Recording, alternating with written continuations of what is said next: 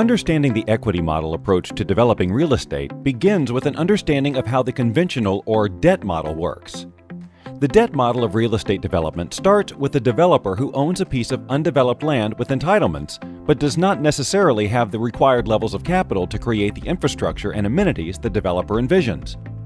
To accomplish this goal, the developer goes to an institutional lender like a bank for a construction loan.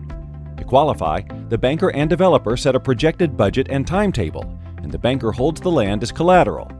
Essentially, once the land is leveraged by the banker, the developer is on the clock to literally sell himself out of debt. The developer must also rely on the local banking sector to provide the necessary takeout financing to the eventual buyer of individual units in the development, with the bank's ability to lend to the borrower sometimes out of its own control and dictated by global events, meaning that the approval process is often at times at odds with the borrower's need for financial buses. The risks and stakes are high. The developer bears the risk of absorbing market fluctuations, entitlement issues, and other economic and environmental risks that frequently occur during development. This can be particularly true in tropical developing countries, where issues like weather, workforce development, and supply line challenges frequently influence forecasted development schedules. The developer must, of course, also expend resources on marketing in order to attract buyers, the hope being that the rapid pace of early development will convince buyers that the project must be healthy and successful. However, without a concerted, far-reaching, and strategic marketing effort, developers often underestimate the cost and time it takes to sell himself out of debt. The total of these risks oftentimes leads the developer to take sustainability shortcuts that will impact the buyer's long-term investment, at best, or worse, the fate of the entire development. The result of which is the all-too-common announcement that the development has gone belly up, and the owners have lost their investment. Insolvent and in default, the bank seizes its security, the land. What if there was another way to protect a development's most valuable asset, the land, while providing the receivables necessary for development? A model that allows the developer to take advantage of the collective capacity of its buyers and as a result have the comfort of knowing the development will be successful. All the while, the land remains unencumbered during the process of development and beyond. There is a way, and it's called the equity model, and here's how it works. The equity model begins the same way as the conventional model, with a piece of undeveloped land and a developer wanting to value add it with infrastructure and amenities. But the bankers are not invited to the party. Instead, the developer goes to a marketing company whose strategic and far-reaching proprietary and professional marketing and sales model puts the development in front of millions of viewers. This kind of penetration rapidly results in thousands of viewers expressing interest in learning more. These potential buyers are treated to a highly informative and immersive experience that includes a tour of the development. If it's a right fit for the buyer, the marketing concludes with a sale. Because the developer owns the land outright, and because there's no bank looming in the wings, the developer can also create payment terms that are customized to the buyer and not restricted to a difficult approval process. Allowing buyers to have a customized payment or installment plan reduces one of the main barriers to entry for buyers and facilitates what the developer needs, and that is high-volume business. Furthermore, it provides the engine of receivables for the developer, which will act in the same manner as that of construction loan would for the traditional model.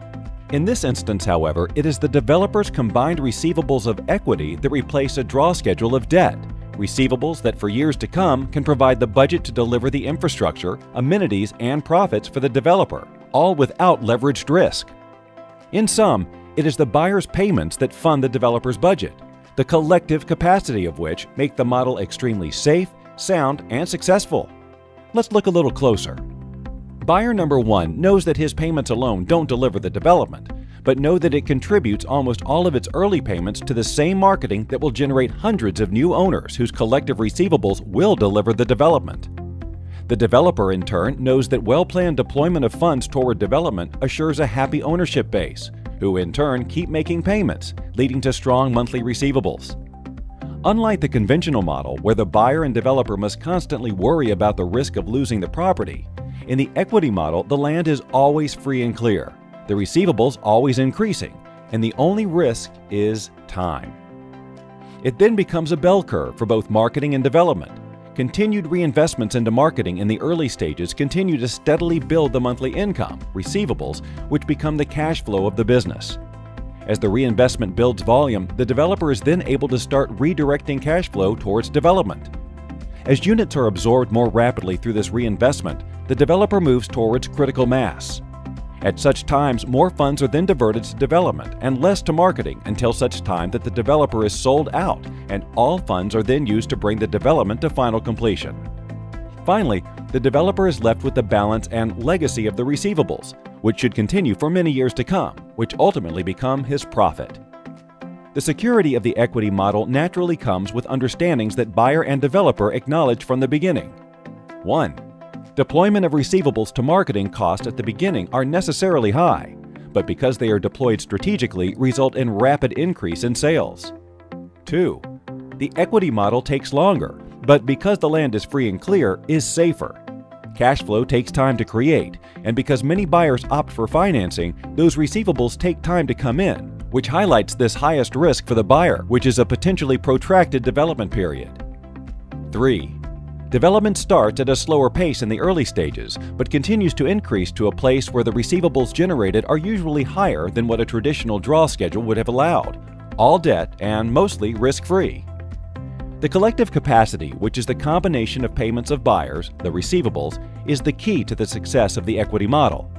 Therefore, the entire equity model lifespan can be graphically represented as follows. It starts with the developer and marketer agreeing upon a certain number of buyers, who, at a particular price point, will satisfy the developer's budget for a profitable development. This is called critical mass, the quantum of ownership that the developers know will deliver the funding of the entire project. They also agree on what amount and length of time payment plans can be offered to assure the early cost of marketing and cost of development are covered over a reasonable period of time.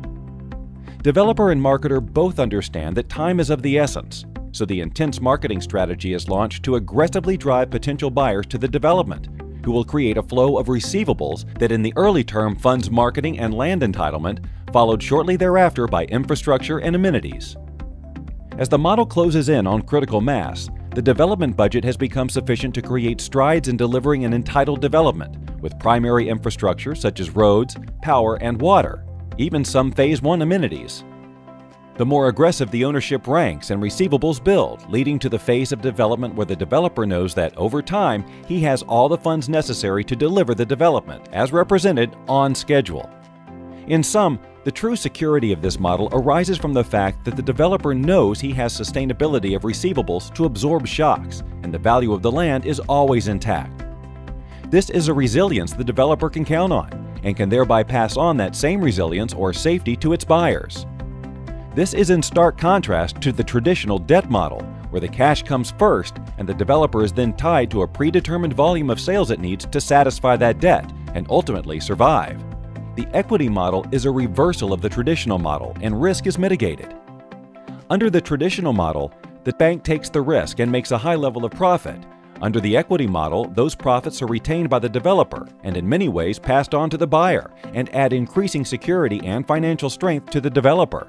This becomes an unparalleled strength for the developer, and the stronger it becomes financially, the less risk there is for the buyer. In the end, the developer and owners can sleep at night knowing that the budget, as well as free and unencumbered land, are secure during the entire project lifespan and are actually getting more valuable every day. The equity model is a true symbiotic relationship between developer and buyer, resulting in a business environment that is a win-win. The equity model: safe, resilient, sustainable.